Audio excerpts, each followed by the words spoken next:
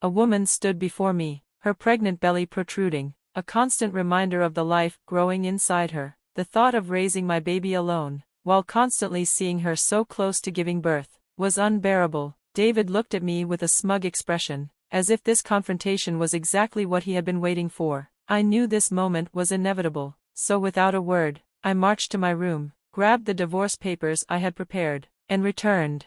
I held them out, unwavering. Here, sign them. David's face twisted with shock. What's this all of a sudden? Your idea, wasn't it? I replied coldly. Just sign it, I'm submitting them tomorrow. His face flushed, a mix of embarrassment and anger. He had never expected me to take such a bold step. I looked him straight in the eye, my voice steady. Watch carefully. You'll regret how you've treated me, how you've looked down on me.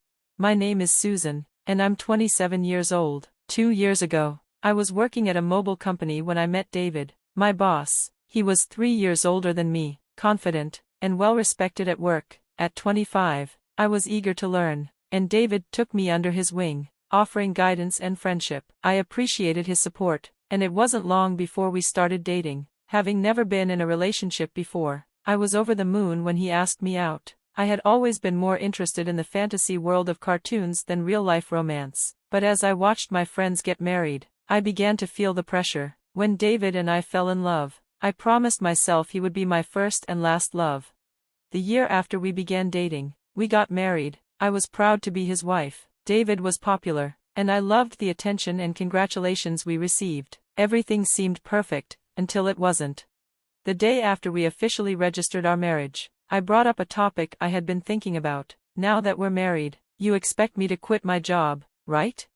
David didn't hesitate. I've always wanted my wife to focus on the household. Don't worry about work, I'll take care of everything. I was taken aback. You never mentioned this before. His tone was firm. I should have told you earlier, but now that we're married, it's too late to worry about that. You can quit tomorrow. I'll handle your resignation. The suddenness of it all made my head spin. I hadn't anticipated this, but David's decision was final, and since he had been my boss, I felt powerless to argue. I left my job without a proper goodbye and threw myself into being the perfect wife. I cooked his favorite meals, kept the house spotless, and tried to meet all his expectations. But no matter how hard I worked, David never acknowledged my efforts. I began to feel invisible. One evening, I asked David, "Is my jacket clean? I have an important meeting tomorrow." His response was dismissive. "Of course, it is." It was moments like these when I realized how little I mattered to him. Our marriage began to feel more like a professional relationship than a partnership. I had no income of my own and was entirely dependent on him. The dynamic we had at work had seeped into our home life. He was still the boss, and I was still the subordinate. One day, I fell ill, too weak to get out of bed. I thought I'd rest and catch up on the housework later, but when David walked into the room, his face was twisted with anger. "What are you doing lying there? Get up and make dinner," he snapped, yanking the blanket off me. "I'm sick," I said weakly, hoping for some understanding. Instead, he scowled. "You don't work, and you can't even handle being a bit sick. You're pathetic." I was crushed. This wasn't the man I thought I married. Tears blurred my vision as I forced myself to get up and complete the chores. As I cried quietly, I realized that the life I had dreamed of was nothing like the reality I was living.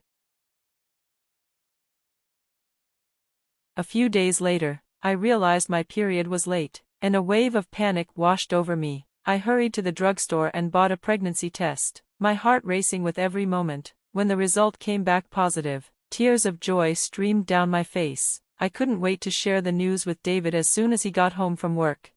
That night, David stumbled in after midnight, reeking of alcohol and unsteady on his feet. I was taken aback by how intoxicated he was. He hadn't given me any warning. I had spent the evening preparing dinner and was bursting with excitement to share my news, so I decided to tell him immediately, despite his condition. "I haven't seen a doctor yet, so it's not confirmed," I began, trying to convey my joy. But the look on his face shifted instantly. "A child? What have you done?" His voice was harsh, colder than I had ever heard. "I don't want a child. This is a disaster. If you decide to keep it, you'll have to handle it on your own." His words struck me like a slap. I stood frozen, trying to process the harshness of his reaction. He stormed off to the bathroom, leaving me reeling. I couldn't fathom why he was being so irresponsible about our baby. Just moments ago, I had been filled with happiness, but it quickly morphed into deep sorrow. David had never expressed a desire against having children before. We hadn't been using contraception, so I assumed we both envisioned a family together. As I hung up his jacket and prepared to toss his shirt into the laundry, something in his pocket caught my eye. I pulled out a crumpled piece of paper that felt like a receipt. Initially, I thought it was from the event he attended that night, but when I glanced at the name, my stomach dropped. Is this a motel?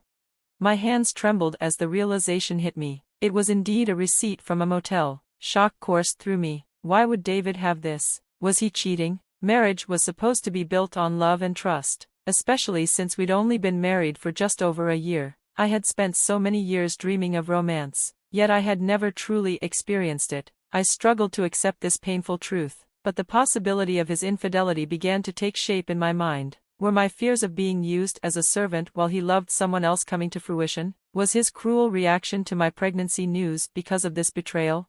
As the nausea crept in, I realized something was profoundly wrong. It felt as if David had a mistress from my old workplace, and maybe he wanted the stability of marriage with me rather than love. Everything began to fall into place, and the lines between reality and my imagination blurred. I couldn't shake off the hurtful things he said about the pregnancy. I knew I needed to gather proof of David's infidelity.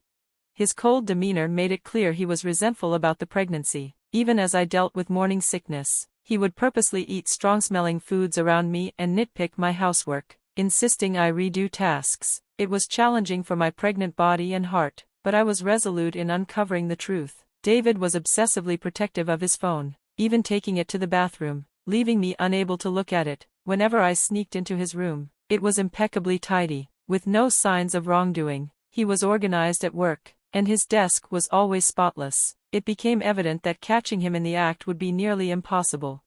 I frequently rifled through his pockets for receipts or any sign of evidence, but my search always came up empty. I considered hiring a private investigator, but I lacked the funds for that. My mind was a whirlpool of thoughts about my situation, each more troubling than the last. When I received an unexpected phone call from my father, I was taken aback. He rarely called me. "Hello, it's me, your dad. How are you?" he asked. His voice was surprisingly warm, considering how busy he usually was. "Dad, what's going on? Aren't you swamped with work?" I inquired.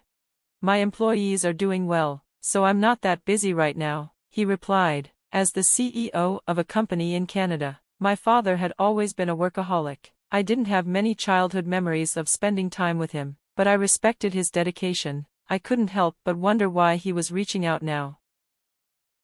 "So, what's up?" I prompted, eager for him to explain. Then he shared something shocking. "Is that really true?" I gasped, stunned by what he revealed.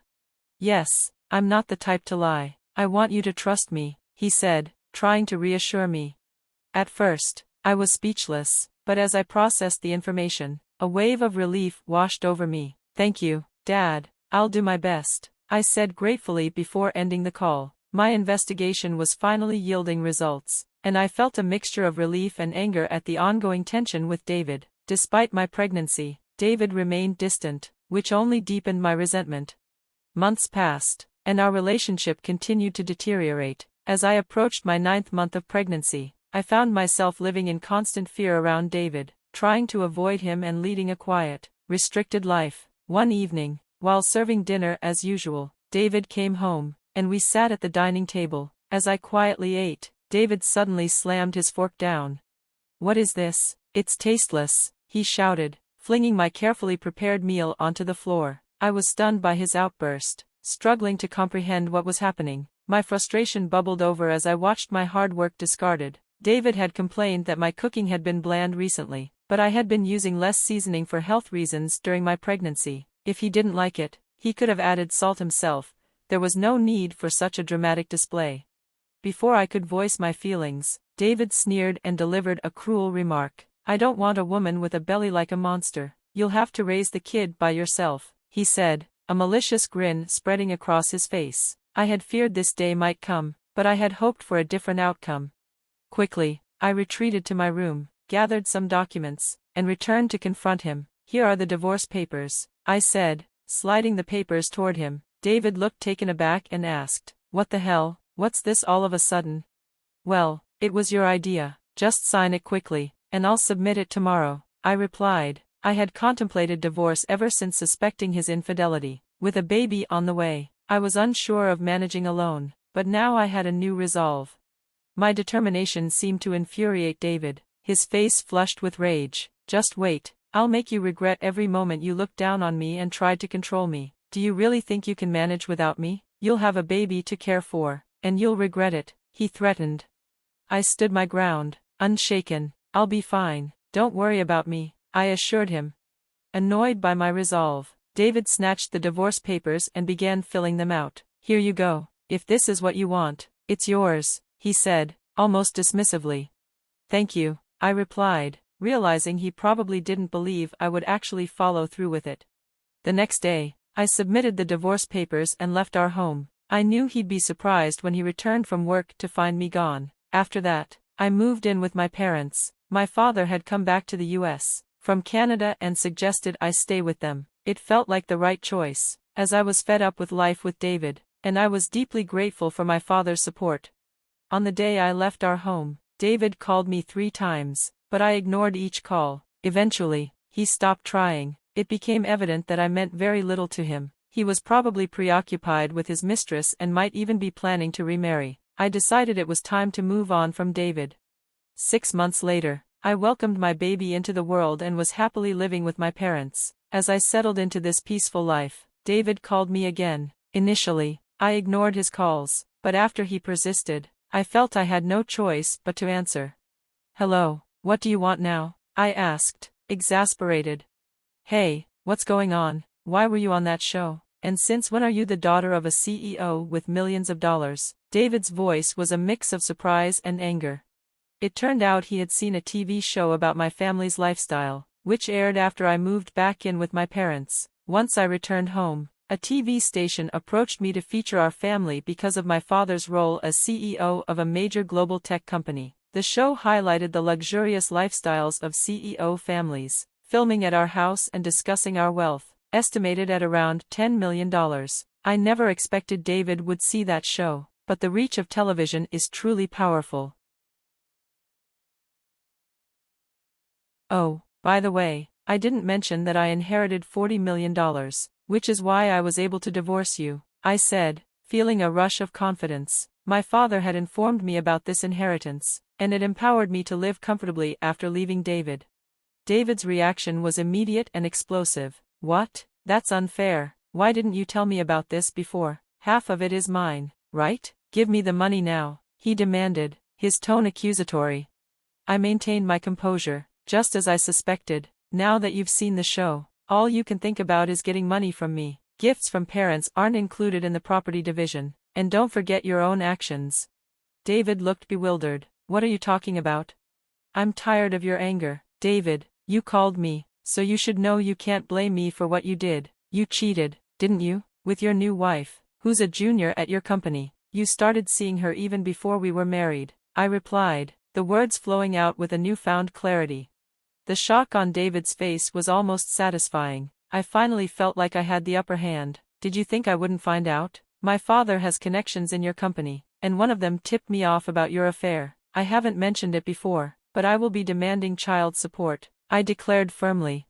Still in denial, David argued, "Stop kidding. Why should I pay child support? It's all your fault. You got pregnant on your own and didn't keep up with the housework. It's your fault." I was stunned by his refusal to take responsibility and his blatant blame-shifting. I couldn't believe I had ever been married to someone so unreasonable. It became clear that leaving him was the right decision. "David, I'm broke. My wife spent all my money, and now I'm in debt," he lamented, but I felt no sympathy for him. His pleas only fueled my anger. I had no desire to deal with someone so utterly unreasonable ever again. Clutching my phone tightly, I prepared to end the conversation. "What are you talking about? Do you even realize how ridiculous you sound? I never want to deal with you again. I'll have my lawyer handle the child support. Don't call me again, and you won't see the child anymore. Goodbye." With that, I hung up quickly, blocking his number and taking a deep breath. A wave of relief washed over me. It was finally over, and I hoped I wouldn't have to hear from him again. I was determined to protect my peaceful life.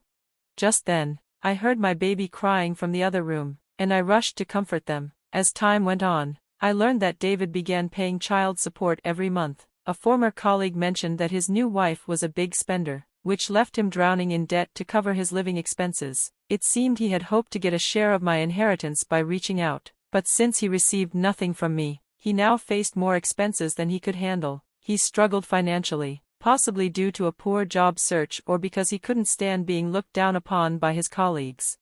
Hearing this didn't stir any sympathy within me. I felt he deserved the hardships he was facing. The harsh words and cold behavior he had shown me were unforgettable, and I hoped he got what was coming to him. Meanwhile, I was enjoying life with my parents and my baby, free from financial worries. The future looked bright, especially since my father mentioned the possibility of passing the company on to me. I was ready to work hard and embrace the opportunities ahead.